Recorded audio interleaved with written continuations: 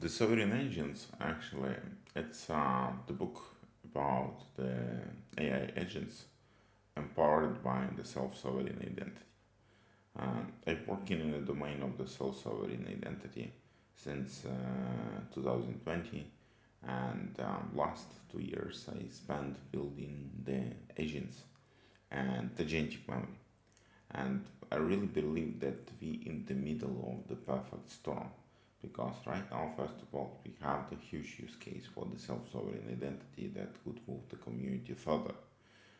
But in the same time, the AI agents and AI in general desperately need the self-sovereign identity.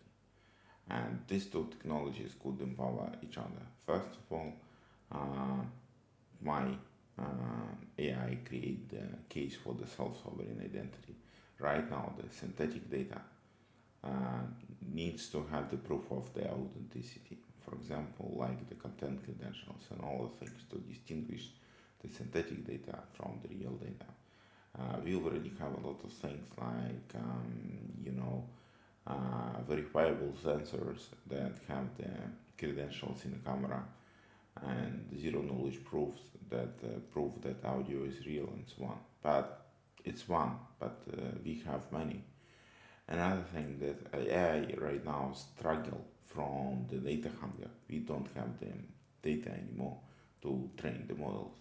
That's why we need more data, and people are not confident to share some sensitive information with the models. That's why we want to make the self-sovereign identity uh, help people to share maybe the data that they're not comfortable to share.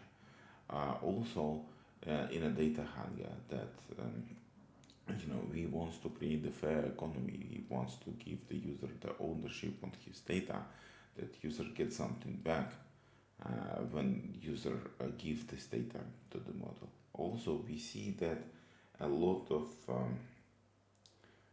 models give much better results in a high quality data.